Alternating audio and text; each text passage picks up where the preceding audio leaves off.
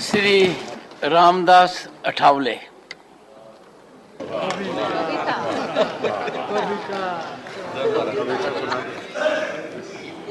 आदरणीय महोदय, मैं तो अन्याय के खिलाफ लड़ा हूं।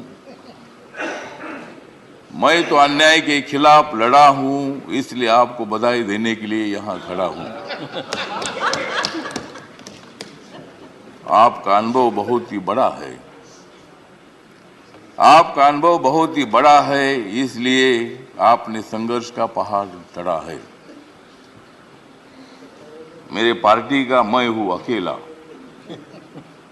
मेरे पार्टी का मैं हूं अकेला, लेकिन मेरे हाथ में है संविधान का पेला। मैं हूं मेरे पार्टी का अकेला, लेकिन मेरे हाथ में है संविधान का पेला।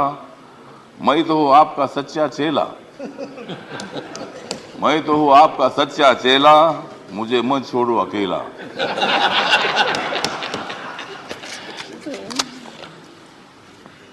जिन्होंने उपराष्ट्रपति का सर किया है गढ़,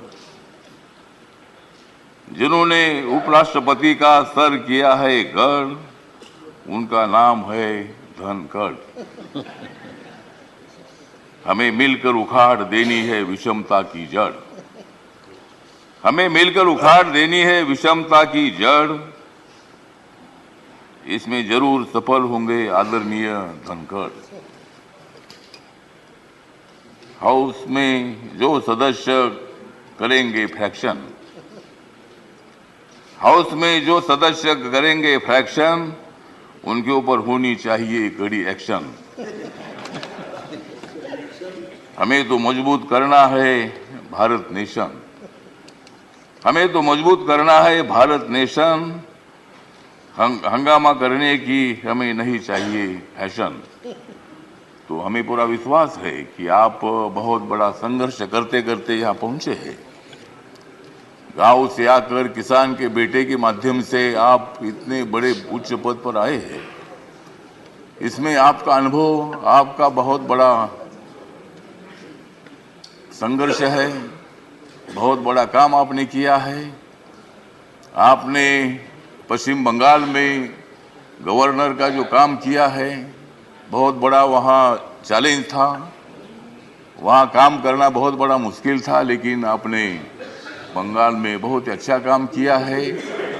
और बंगाल में अच्छा काम आपने किया है, इसीलिए आपको यहाँ लाने की कोशिश जरूर हुई है। मतलब आप एक संघर्षशील नेता है। मतलब वहाँ अगर आपका काम ठीक नहीं होता था तो शायद ये पद आपको मिलना बहुत बड़ा मुश्किल था, लेकिन आपने बहुत अच्छा काम किया है। ठीक बात है, बंगाल भी अपना ही है। सभी बंगाल के नेता भी अपने हैं। देश का एक वो राज्य है, और कोई भी राज्य हो, यहाँ किसी पार्टी की सत्ता आती है जाती है। कोई मुख्यमंत्री होता है, कोई नहीं होता है। कभी हम भी मतलब 3 बार सांसद रहे लोकसभा में, और मैं शिरडी में मैं हार गया, लेकिन मैं घर में बैठा नहीं। मैं घूमता रहा। मैं कांग्रेस पार्टी के साथ रहा। कांग्रेस पार्टी के मेरे सभी दोस्त हैं। समाजवादी पार्टी के मेरे दोस्त हैं। कम्युनिस्ट पार्टी के मेरे दोस्त हैं, और अभी बीजेपी के मेरे दोस्त हैं। मैं सब बीजेपी के साथ में आया हूँ, और भारतीय जनता पार्टी के साथ में इसलिए आया हूँ कि मुझे शिरडी में हारा गया। मुझे मंत्री ने बनाया, फिर मैं उधर क्या करूं। तो इसीलिए मुझे मतलब कांग्रेस पार्टी को तो छोड़ना पड़ा, और मैं नरेंद्र मोदी जी के नेतृत्व में सबका साथ सबका विकास दिख रहा है सारा प्रकाश। मतलब ये जो प्रकाश दिख रहा है, तो नरेंद्र मोदी जी के नेतृत्व में मैंने निर्णय ले लिया कि मैं बाबा साहब अम्बेडकर जी का अनुयायी हूँ।